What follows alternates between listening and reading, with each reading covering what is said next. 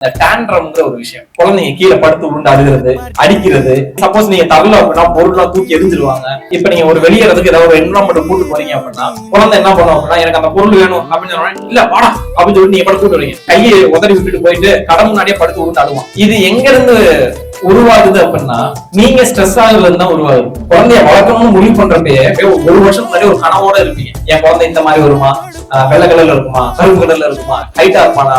குழந்தை பிறக்கிறதுக்கு முன்னாடியே உருவாயிருச்சு அப்படின்னு சொன்ன உடனே அவன் இன்ஜினியரிங் படிக்க வைக்கலாமா, டாக்டர் படிக்க வைக்கலாமா, இல்ல நம்மளுக்கு கிடைக்காத விஷயங்களை குழந்தைக்கு கொடுக்கலாமா அப்படிங்கிற மாதிரி நிறைய யோசனைகள் வந்து நம்ம மைண்ட்ல ஓடிட்டே இருக்கும். குழந்தை வெளியே வந்ததுக்கு அப்புறம் ஒரு 1.5 வயசு ஆன உடனே இவனை எப்படா ஸ்கூல் சேர்க்கலாம், முடியல என்னால, இங்க இல்லடி கிராண்ட் பேரண்ட்ஸ் தள்ளி விட்டு போயிடலாமா, நம்ம எப்படா வேலைக்கு போவோம், வீட்டுல இருக்கிறதே பெரிய கஷ்டமா இருக்கு அப்படின்னு சொல்லிட்டு நிறைய பேரண்ட்ஸ் வந்து ஈவன் என்கிட்ட வந்து கவுன்சிலிங் வர்றவங்களே, இந்த போஸ்ட்மார்ட்டம் டிப்ரெஷனுக்கு வர்றவங்க, இல்ல அதை தாண்டி பிடிஎஸ்டி மாதிரியான சில பிரச்சனைகளுக்கு வர்றவங்க எல்லாம் வந்து சொல்லுவாங்க, சார் எப்படா ஸ்கூல்ல சேர்க்கலாம்னு சார், ரொம்ப ஃப்ரஸ்ட்ரேஷனா இருக்கு, ரொம்ப ஸ்ட்ரெஸ்ஃபுல் சுச்சுவேஷனுக்கு போறோம், இதுக்கு என்னதான் சொல்யூஷன் அப்படின்னு கேட்கிறேன். ஃபர்ஸ்ட் நீங்க பொறுமையா இருக்கிறது தான் சொல்யூஷன்.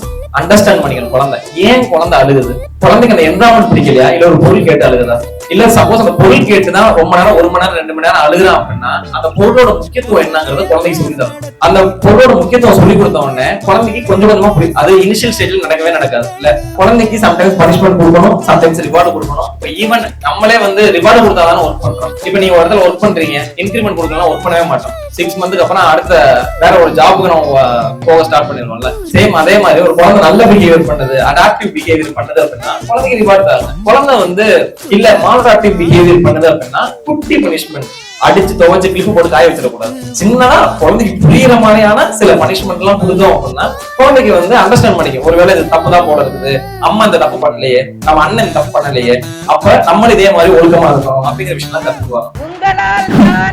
உங்களுக்காகவே நான், எனக்கு எல்லாமே நீங்கள் தான்.